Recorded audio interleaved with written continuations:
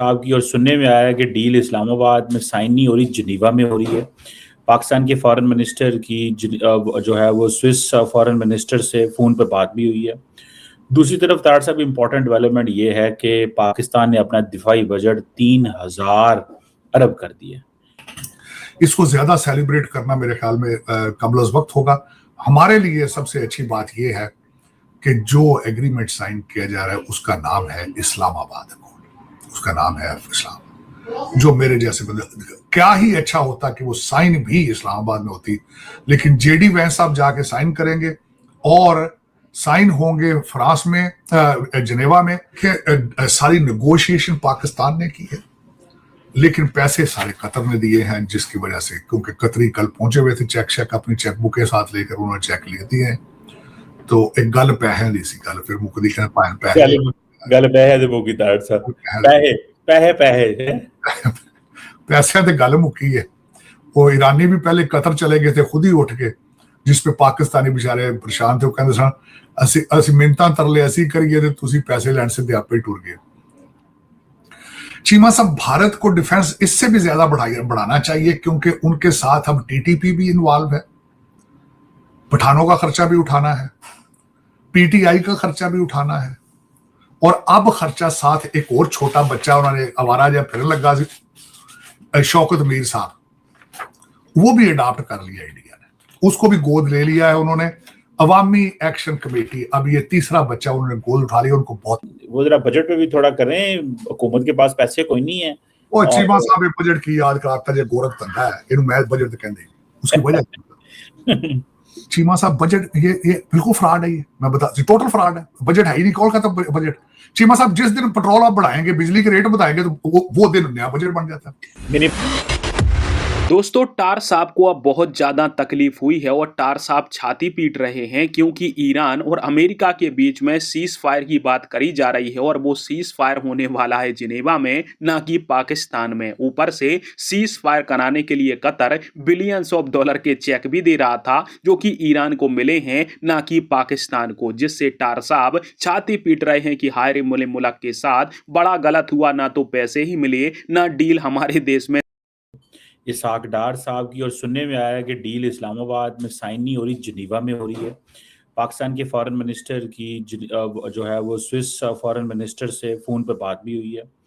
दूसरी तरफ तार साहब इम्पोर्टेंट डेवलपमेंट ये है कि पाकिस्तान ने अपना दिफाई बजट 3000 अरब कर दिया, और क्योंकि इंडिया ने पिछले साल अभी इस साल अपना डिफेंस बजट बड़ी तादाद में बढ़ाया, तकरीबन वो अपना जो डिफेंस बजट है वो 87 बिलियन डॉलर पे तारड़ साहब ले गए हैं, और कहा जा रहा है कि ये 16% उन्होंने इंक्रीज किया है, और उनके टोटल जो फेडरल एक्सपेंडिचर का ये 15% उन्होंने किया। तो पाकिस्तान इसको ज्यादा सेलिब्रेट करना मेरे ख्याल में कबल अज़ वक्त होगा।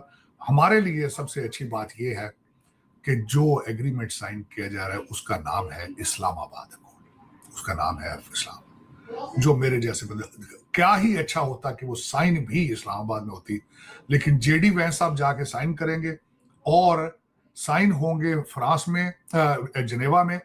फ्रेंच एल्प्स, जो पहाड़ी इलाका है उसको फ्रेंच एल्प्स कहते हैं, वहां पे ये होगा। और G7 की मीटिंग में 7 कंट्रीज के ममालिक के सदूर इकट्ठे होंगे, वहां पे साइडलाइन पे डिस्कस साइन किया जाएगा। और सबसे बड़ी बात यह है चीमा साहब के रात को कल सवाल किया गया था कल प्रेसिडेंट ट्रंप से कि क्या supreme leader has agreed on the terms, तो उन्होंने कहा था यस। लेकिन मैं अब ये बताना चाहता हूँ, आज ब्लूमबर्ग ने सारा डिटेल के साथ लिखा है, जो मैं वो आपके सामने अर्ज करना चाहता हूँ कि 4 पॉइंट उन्होंने डिस्कस किए हैं कि हरमूज को खोला जाएगा, ईरान अमेरिका सीज फायर को एक्सटेंड किया जाए, न्यूक्लियर प्लांट डिस्कस किया जाएगा, यूएस ब्लॉकेट को किस तरह खोलेगा ईरानी पोर्ट्स का, फिर उसके बाद ये है कि फंड्स को किस तरह रिलीज किया जाएगा, और आखिरी पॉइंट उन्होंने ब्लूमबर्ग में लिखा है कि अमेरिकी फौजें जो हैं वो ईरान से किस तरह दूर, किन मराहल में किस तरह विड्रॉ होंगी। अब दूसरी साइड पे जो मैं कहता हूं, ईरानी भी क्योंकि पासदाराने इनकलाब के प्रेशर की वजह से वो भी ऐसी टर्म्स सामने रख देते हैं जो कि इन्फोर्स करने वाली ही नहीं है। वो कहते हैं कि सारी की सारी आर्मी बेसिस बंद कर दीजिए, इट इज ऑलमोस्ट इम्पॉसिबल। ये चीजें तभी मैं इसलिए कह रहा था मैंने आपको अर्ज अभी करा था कि डील साइन हो भी जाए तो कोई फर्क नहीं पड़ता, ना भी हो तो कोई फर्क नहीं पड़ता, क्योंकि इनके अंदर कई अभी ऐसी टर्म्स हैं जो कि प्रैक्टिकली है ही नहीं। अभी ये ईरान की टर्म जो है ये बिल्कुल एक्सेप्टेबल नहीं है किसी तरह भी। अब उसमें मैं दूसरी अर्ज करना चाहूंगा कि ये आगे मजीद किस तरह खतरे की तरफ बढ़ सकती है कि इस डील का इंतजार किया जा रहा था, फौरन इसके बाद खामनाए साहब का जनाजा होगा और उसमें तवक्को की जा रही है कि 20 मिलियन लोग उसको, ईरानी उसको अटेंड करेंगे। जिस बात का अंदाजा लगाएं कि अमेरिका, एंटी अमेरिका और एंटी इजराइल सेंटीमेंट क्या होंगे वहां पे। डेथ टू अमेरिका के नारे लगेंगे, फिर दोबारा तकरीरें होंगी इजराइल और अमेरिका के खिलाफ, और हर ईरानी शख्स, हर ईरानी जो शहरी है उसको पंप अप किया जाएगा फॉर वॉर अगेन। फिर उसमें क्या होगा, पासदारान मजीद ताकत पकड़ेंगे।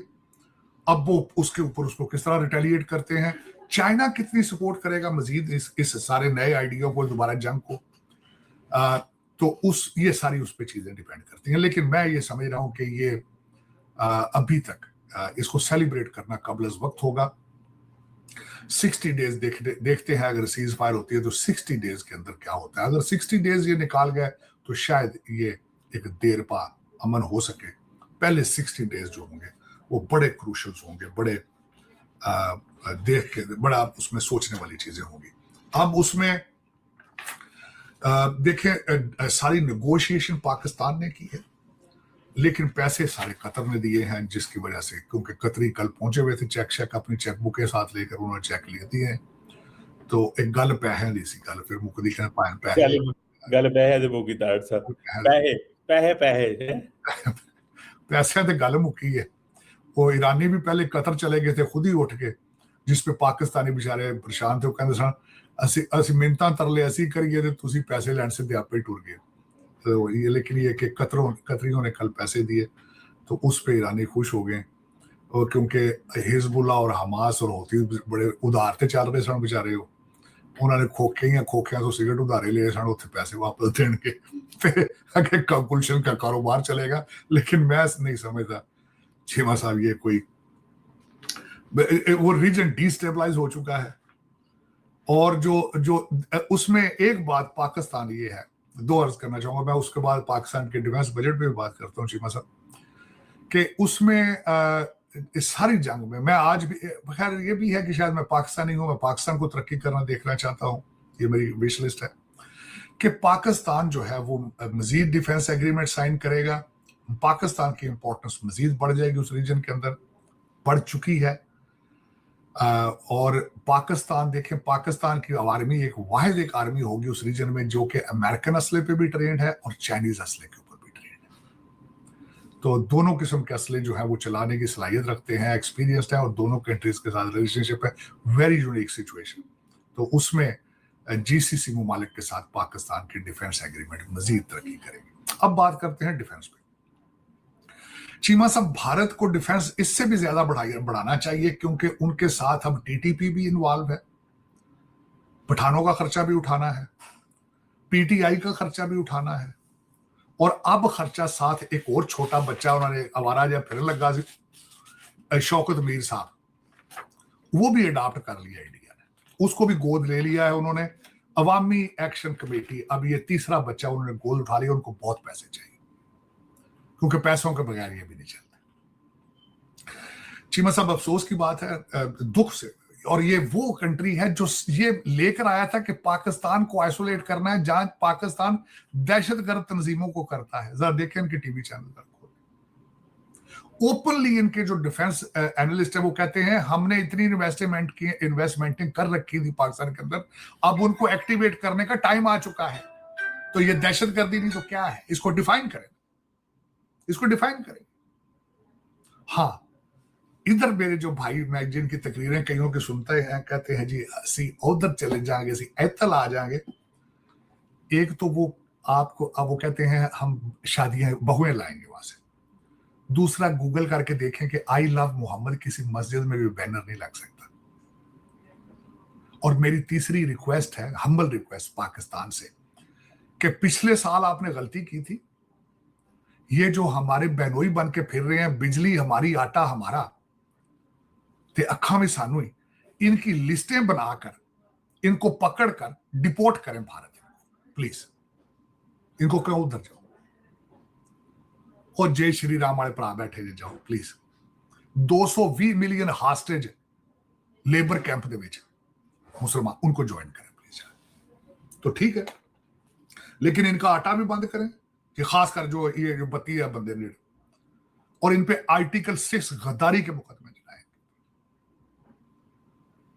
चीमा साहब मैं हैरान हो गया हूं, कहते हैं अपने मुतालबात में ये भी बात करते थे हमें अपने दूसरे मुमालिक में सफारतकार अपने भेजने की इजाजत दी जाए। उठ भाई, उधर क्या पीती था शोरबा है, सोचो तो सही चीमा साहब। लेकिन ये आपकी अपनी गलती है, आपके अपने, आपने छितर निकाला ही नहीं है। आप बिल्कुल, आप, this is not how the states work. ना अमेरिका ऐसा चलता है, ना वेस्ट ऐसे चलता है, ना ही मिडल ईस्ट ऐसे चलता है। 3,500 पाकिस्तानी दुबई से डिपोर्ट किया गया सिर्फ इस वजह से कि लगे सन उथे टिकटाक बनाना दुबई के खिलाफ, अबू धाबी यूएई के खिलाफ, जहां खाना वहीं उनके साथ नमक हरामी करनी। इसी आइडिया को अप्लाई करें आप प्लीज आजाद कश्मीर पर और डिपोर्ट करें। एलओसी पे ले जाके कहें ओ जाएंगे, उधर जाओ, we don't need you. Cheema साहब इस तरह नहीं, इस तरह तो पानों का खोखा नहीं चलता। मैं पहले कहा था जिस तरह आप कहते हैं ना कि हमने इस तरह करना है, कभी 6 नशिस्तें कैंसिल कर देंगे, अभी इस तरह कर देंगे, अभी फला कर देंगे, कभी पैसे दे लो, कभी ये कर लो, मुलाजमतें दे लो। इनको क्यों मनाओ भाई, मना रहे हो आप, किस वजह से? और जो इन्होंने पाकिस्तान की बेइज्जती कर रहे हैं, जो मैंने इनको देखना बंद कर दिया। चीमा साहब इतना खून खोलता है, इतना खून खोलता है जो ये बातें करते हैं। और जिस तरह आपके पुलिस के साथ ये करते हैं, उनके कपड़े उतार के उनसे परेडें कराते हैं, फिर लाशों की बेहुरमती। चीमा साहब यहूदी मारते हैं फलस्तीनियों को, इस तरह करते हैं बेहुरमती, सारी दुनिया उनके खिलाफ खड़ी होती है। जंगों में भी अलाउ नहीं किया, according to the war laws भी ये वार क्राइम है, ये कि डेड बॉडी की बेहुरमती करना। और ये दरिंदे करते रहे हैं, और आप अब सारे सुन रहे हैं, इनको देख रहे हैं आप, और कोई क्रैकडाउन नहीं कर रहे। मेरी ये हम्बल रिक्वेस्ट है कि इनको पकड़ के डिपोर्ट किया जाएगा, सजाएं दें और डिपोर्ट करें। They don't deserve to live in Pakistan. नमक हरामी गद्दारी है, इट्स कंप्लीटली अनएक्सेप्टेबल। और पीटीआई को भी इनको भी कहें, और रहना जैसे रहो जो पठाना को जाओ यार, अपने भरावां को पर जाओ। इनको पकड़ के अफगानिस्तान डिपोर्ट करें, इनको पकड़ के भारत डिपोर्ट करें। We don't need that. This is not सियासत, ये दहशतगर्दी, ये दहशतगर्दी। चीमा साहब it's not acceptable behaviour at all. एहतजाज करो तुसी, जो अगर कोई ऐसी चीजें हैं जो मनवाने वाली हैं, एहतजाज करो उसके ऊपर। ये एहतजाज थोड़ी, पुरअमन एहतजाज का तो कॉन्सेप्ट ही नहीं है डेवलपिंग कंट्रीज के अंदर। चीमा साहब एक लफ्ज इन्होंने निकाला हुआ है, हमने एक गमला नहीं तोड़ा, बिल्डिंगें जला दी हैं। हमने कोर कमांडर हाउस सारा जला दिया, लेकिन गमला नहीं तोड़ा। बल्ले बे बल्ले, जंग बंद है, जड़बे जा रही है। हिलाते ना ये बचो है ना करो, खुदा दा ना जे। अच्छा, वो उधर कोई तकरीब वो कम कर रहे हैं, इतने कश्मीरी बैठे ने बेचारे इंग्लैंड च। अपना बेलफास्ट का सोचो जल रहा है, गोरा तुम्हारी शक्ल देख के राजी नहीं है, because you don't bring anything on the table.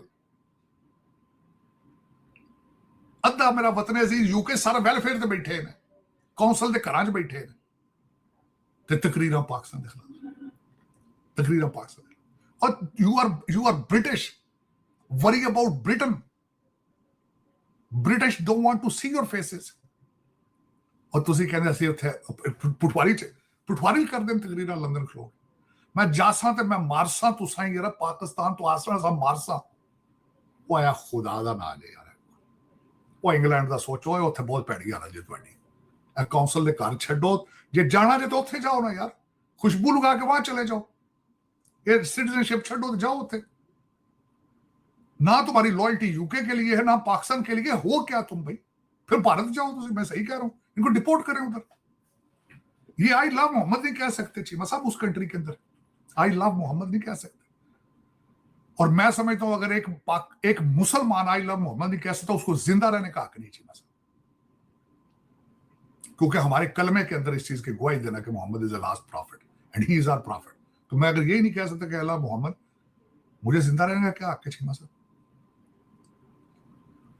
तो चलो पसंद अपनी अपनी, नसीब अपना अपना। तो मैं, लेकिन ये कि मेरी हम्बल रिक्वेस्ट है चीमा साहब, आपने प्लीज इसको इसी तरह आपने इसको रखना है कि they need to be deported from here, they don't deserve Pakistan. Doctor साहब आपकी बात सही है, पर लेकिन वो ये बच्चे हैं, लेकिन वो कहते हैं कि इनके अंदर पीटीआई वाले घुसे हुए हैं, ये कमेटी के अंदर जो है ना। देखिए चीमा साहब, ये एक्सक्यूज एक्सेप्टेबल। देखें, अगर आप एक पाकिस्तान से गद्दारी कर रहा है, अच्छा जी पीटीआई इधर हाथ नहीं लाना यार, को गल करो यार, यही तो प्रॉब्लम है चीमा साहब। पहले मेरी तो हम्बल रिक्वेस्ट थी, ये मुर्शिद पाक को निकाल के यहां से बलोचिस्तान ले जाए, पाकिस्तान पे रहम करें। हमारी बच्चियां तैयार आके सुबह शाम बैठती हैं, सुर्खी पाउडर लाके आयत करीमा पढ़ती हैं, दुकान बड़ी भी फैशन शो बने पे। डॉक्टर साहब कहते मच टोर गए थे, किसी के पीछे जाना भी नहीं होते। मैं यही तो कह रहा था कि यार तरस करो इनके ऊपर। अच्छा नहीं करना तो वो जो अडियाला बाहर आते हैं उनको मैथ पढ़ाओ बैठ के, उनको आते तुम वैसे कंप्यूटर सीखो यार, आर्टिफिशियल इंटेलिजेंस की गल करी, वो उथे फैशन शो बंद करते फिरते हैं। चीमा साहब यही तो ज्यादतियां हैं, जेल को जेल ना बनाना और असम्बली को असम्बली ना बनाना, सियासत को सियासत ना रहने देना, यही इश्यूज है, यही अलमिया। लेकिन पाकिस्तान, मेरी ख्वाहिश है इस चीज की कि खुदारा इस कौम पे तरस फरमाए, उनको जो मुर्शिद भाईजान है उनको कहीं और ले जाए, ताकि वो भी तन्हाई एंजॉय करें, अपनी किसी ऐसी जगह ले जाए। हाँ हो सके तो बोटॉक्स का बंदोबस्त जरूर करें, और बाल शाल भी उन्होंने काले करने होते हैं, बीट रूट जरूर मिले वहां पे, और उनको चिया सीड मिले वहां पे। ऐसी जगह ना ले जाए कि यहाँ चीजें दस्तयाब ना हो, क्योंकि उनकी खूबसूरती ही उनकी लीडरशिप है, दूसरी चीज उनके पास कोई नहीं है। उनके बाल जो जुल्फे हैं उनकी, जब वो भागते थे क्रिकेट के मैदान पर, तो भागते थे तो कई खवातीन के दिलों पे धचके लगते थे, वो आज भी वो क्रश हैं बहुत से लोगों की। तो प्लीज ऐसी जगह ले जाएं जहां उनका एक तो रंग काला ना हो, और बोटक्स का बंदोबस्त हो, चिया सीड हो, मालशीए हो, और वो खूबसूरत से खूबसूरत तरीन रहें, चाहे 75 साल के। ये हमारी ख्वाहिश है। चलो चीमा साहब तक वो तो रंग चिट्टा होना, तो कद वड्डा होना, तुसी लीडर बन जाओ, प्राइम मिनिस्टर बन जाओ। तार साहब बात तो आपकी बड़ा पसंद है इसमें कि यही मेरिट जो है वो समझा जाता है। अरे काला बंदा देखो, काले बंदे का कोई फ्यूचर नहीं पॉलिटिक्स में। रंग पक्का होवे तो नहीं जाना चाहिए, तो मेरे गंजा होवे उन भी नहीं जाना चाहिए। चलो दुआ खैर ही हो सकती, की बंदा करेगा। नहीं वो तो बात सही है। तो वो जरा बजट पे भी थोड़ा करें, हुकूमत के पास पैसे कोई नहीं है। ਉਹ ਚੀਮਾ ਸਾਹਿਬ ਨੇ ਬਜਟ ਕੀ ਯਾਦ ਕਰਾਤਾ, ਜੇ ਗੋਰਖ ਧੰਦਾ है ਇਹਨੂੰ मैं बजट कहते हैं, उसकी वजह चीमा साहब बजट ये बिल्कुल फ्रॉड है, ये मैं बता, टोटल फ्रॉड है, बजट है ही नहीं, कौन कहता बजट। चीमा साहब जिस दिन पेट्रोल आप बढ़ाएंगे, बिजली के रेट बताएंगे, तो वो दिन नया बजट बन जाता है, मिनी बजट नया आ जाएगा। फ्रॉड है, लगे हम ये कर देंगे वो कर। अब इसमें चीमा साहब जो आप बात कर रहे हैं ना, तनख्वाहें बढ़ाने का 50% जी कहते तनख्वाहें बढ़ा दें, क्यों बढ़ा रहे हो? उन्होंने रिश्तों के रेट बढ़ा दिए, तो तनख्वाहें, तो आपका क्या ख्याल है, पहले मुलाजमीन का गुजारा तनख्वाहों पे है, रिश्वत के रेट तो पहले बढ़ चुके हैं। जो मैंने चीमा साहब देखा है, जो अगले दिन मैं जो खास कर देख रहा था, कि एक बच्चा जब सुबह उठता है, एक लीटर पेट्रोल लेता है, उसमें से 150 रुपया तो सीधा गवर्नमेंट को चला जाता है, 4,500 रुपया महीने का। अब मेरा उसमें सवाल ये है कि क्या आप 4,500 महीने का उस बच्चे से ले रहे हैं, उसको उसके रिटर्न में दे क्या रहे हैं? सड़कों की हालत ठीक है, लॉ एंड ऑर्डर की हालत ठीक है, ये गवर्नमेंट देखे ना, जो टैक्स लेती है उसका फर्ज होता है कि रिटर्न में ये चीजें दी जाए। अब मैं जो देख रहा था चीमा साहब, इन्होंने किया ये है, तो मैं इसके आदादो शुमार अभी देख रहा था, जीडीपी कहते हैं ग्रोथ 3.7% हुई, इनका टारगेट तो 4.2% था। हाँ पिछले साल से बेहतर हुए हैं, 3.1% था पिछले साल। इन्होंने पर कैपिटा इनकम 1751 थी, 1751, उसको बढ़ के 1901 हुई है। इन्फ्लेशन जो है वो चढ़ रहा है, रिमिटेंस 38 मिलियन इस महीने भी होंगी, बिलियन इस महीने भी होंगी। और लेकिन ये मेरे ख्याल में इसको अमेरिका के अंदर वहां देखें, वहां तो पेट्रोल बड़े थे, उनकी मुल्क डिग पे देने। अमेरिका के अंदर भी यहाँ पे क्या करते थे वारदात, ये गवर्नर चीमा साहब बजट में कहते हैं चीजें नहीं बढ़ानी, लेकिन साथ फीस बढ़ा देनी, ड्राइविंग लाइसेंस की फीस बढ़ा देनी, जो पुल है उनके ऊपर टोल लगे उनको बढ़ा देना, ताकि वो उसका शोर नहीं बनता। ये वारदातें हैं, पतली गली से वारदात डाल के निकल जाते हैं। तो ये मेरे ख्याल में बंद करें, इस पे एनर्जी वेस्ट ना किया करें। आज एक बड़ा अच्छा ड्रामा देखने को मिला एंटरटेनमेंट के लिए, बिलावल भाईजान रोज के बैग कहते मैं नहीं समझ जाना। वैसे peoples party advance version of MQM ही हो गई। नहीं उन्होंने कहा एयर कंडीशनिंग चल रहा है, सही कहते गर्मी है, मैं नहीं जाना, वो आ रही है सब जो मैं नहीं जाना। ताड़ साहब बैठे सन, डार साहब मिलता तरले, भाईजान आ जाओ ना, खुदा का ना आ जाओ यार, बाहर बड़ी बेइज्जती हो रही, बैठे नहीं जाना। नाले नकवी साहब आउंदे गए तो आओ चलिए आओ ना, उस वे उठ खड़ो। ये अच्छी एंटरटेनमेंट थी, सारी कौम ने एंजॉय किया इसको, बजट एंटरटेनमेंट पोर्शन। लेकिन मेरे ख्याल में इस पे एनर्जी वेस्ट ना किया करें। अब पीपल भी दे आर नॉट कंसर्न, कोई नहीं कह रहे हैं, बिलावल साहब कह रहे हैं हमारे मैंडेट का एहतराम करे हुकूमत। हाँ, उनका मैंडेट क्या था? वो कहते थे जीबी दी हुकूमत सिर्फ असा बनानी, साढ़े ना दूजा कोई ना जाए, ये बजट के ऊपर उनका था मसला। चलो चीमा साहब इस तरह ही है फिर मेरा वतन अजीज। मैंने तो कहा ये डेमोक्रेसी की एक्सरसाइज पे इतने पैसे ना जाया किया करें। अब जहां मैं बैठा हूं वहां नहीं चल रही डेमोक्रेसी, तो फिर आप क्यों इतनी तकलीफ कर रहे हैं? अपने टाइम बचाएं, पैसे बचाएं, कोई स्कूल बनाए, अस्पताल बनाए, इंग्लिश चैनल अच्छे जे बनाओ, लोगों को एंटरटेनमेंट दो इंग्लिश दे ताकि सीखण बोलन। उर्दू में पंजाबी में ओपन हार्ट सर्जरी नहीं होती ना, आर्टिफिशियल इंटेलिजेंस का या तो वर्जन बढ़ा लो ना आर्टिफिशियल इंटेलिजेंस इन पंजाबी, या तो वो कर लो, सीरी ਨੂੰ ਸਿਖਾ ਦਿਓ, ਗੂਗਲ ਨੂੰ ਸਿਖਾਓ ਪੰਜਾਬੀ ਚ ਗੱਲਾਂ ਕਰੇ ਤੁਹਾਡੇ ਕਰਦੇ ਨੇ। ਵੈਸੇ ਮੈਂ ਵੇਖਿਆ ਕਿ ਮੁੰਡੇ ਨੂੰ ਵੇਖਿਆ ਸੀ ਪੰਜਾਬੀ ਚ ਗੱਲਾਂ ਕਰਦੇ ਆ ਗੂਗਲ ਨਾਲ, हो सकता है, लेकिन खुदा रहा तो तरस करो अपने आप पे। जिन लोग आपके जितने लीडर हैं उनके सबके बच्चे ठंडे माहौल में लंदन अमेरिका पढ़ रहे हैं, आप वहां नहीं जा सकते, पाकिस्तान पढ़ाएं आप उनको, प्लीज तरस फरमाएं अपने आप पे। बिल्कुल ठीक है तार साहब, देखते हैं कि एक तो डील का क्या फ्यूचर बनता है, क्योंकि पाकिस्तान के वजीर आज़म ने भी स्टेटमेंट जारी कर दिया है, ट्रम्प साहब ने भी कर दी है, और सबसे बड़ी इस वक्त दुनिया की खबर यही है कि डील के हवाले से। और मेरा ख्याल है जैसे आपने अपने इंट्रो में कहा कि वो चीज़ें क्लियर हैं। तार साहब एक आखिरी कमेंट बस इस पे कर दें, आपको लगता है इजराइल कोई स्पॉइलर का रोल प्ले तो नहीं करेगा? कोई इजराइल की तरफ से कैसे देखते हैं कि आज करे ना करे, लेकिन मुसलसल कोशिश करता रहेगा कि इस डील को भी खराब किया जाए, और उस खित्ते में उनके जब तक बीबी नेतन्याहू है वो अपना देखें, लॉन्गेस्ट सर्विंग रहा है बीबी नेतन्याहू इजराइल, और जब तक वो इस तरह के लोग होंगे इस खित्ते में अमन नहीं हो। उसकी वजह यह है कि, और ये आखिरी जंग भी नहीं है, बल्कि अगले हदफ की तैयारियां इजराइल कर रहा होगा।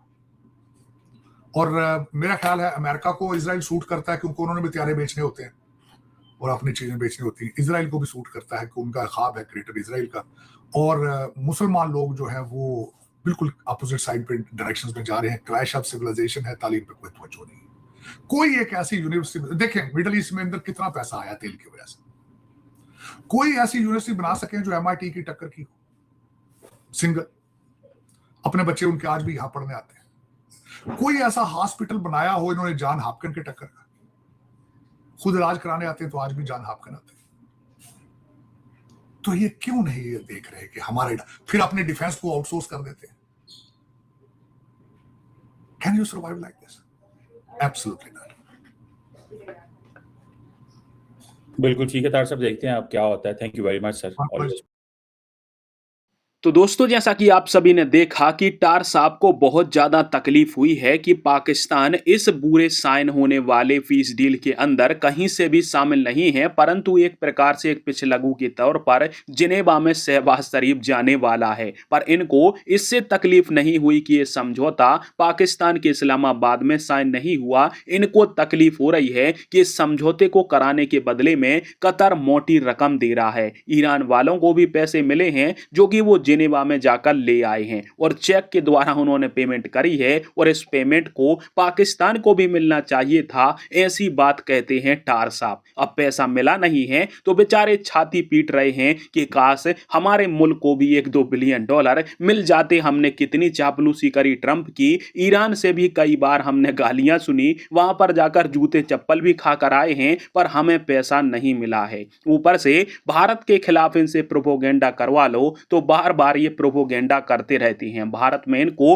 डेमोक्रेसी खतरे में दिखाई देती है, जबकि खुद के देश में जब बलूचिस्तान, इसके अलावा दूसरे जो राज्य हैं वहां पर जब प्रोटेस्ट हो रहा है, पीओके में प्रोटेस्ट हो रहा है, तो टार का कहना है कि इन सबको अपने देश से बाहर फेंक दो। जिनको अफगानिस्तान से प्यार है उनको अफगानिस्तान डिपोर्ट कर दो, जिनको भारत से प्यार है उनको भारत भेज दो। तो भैया लोग पीओके के तो भारत के ही हैं, और रही बात डिपोर्ट करने की, तो पीओके जमीन समेत भारत में आएगा तो जिससे ये भारत का ही हिस्सा है। अभी तुमने कब्जा किया हुआ है वो भारत में आ ही जाएंगे। दूसरी बात रही इनके बजट की, तो बजट को लेकर भी टार छाती पीट रहा है कि भारत का बजट, जो डिफेंस बजट है हमारा, वो 90-92 बिलियन डॉलर के आसपास है, और पाकिस्तान ने भी अपना डिफेंस बजट बढ़ा के 8 बिलियन से 11 बिलियन डॉलर कर दिया है। तो इसलिए बजट में ये भारत को डरा रहा है कि हमसे डरो, देखो हमारे पास 11 बिलियन डॉलर का डिफेंस बजट है। अरे मूर्खों, राफेल की जरा डील की प्राइस सुनना, वो ही 25 बिलियन डॉलर की डील भारत करने वाला है, जो तुम्हारे पूरे डिफेंस बजट से 2 गुनी ज्यादा है। तो भारत को अपने डिफेंस बजट के मामले में आंखें दिखाना बंद कर दो, क्योंकि जितना पैसा तुम साल भर के अंदर पूरे अपने देश के ऊपर खर्च कर रहे हो, उतना पैसा भारत 1 महीने के अंदर अपने 4 से 2-3 राज्यों के अंदर खर्च कर देता है अकेले में। तो इस प्रकार से पैसों के मुकाबले में हमारा मुकाबला तुमसे ना कभी हो पाया है, ना कभी हो पाएगा। तुम बस इस गम में जाकर बैठ के रो कि तुम्हें भी पैसा मिलना चाहिए था, ये डील भी दूसरे देश में हो रही है और पैसा भी तुम्हारे हाथ से निकल गया।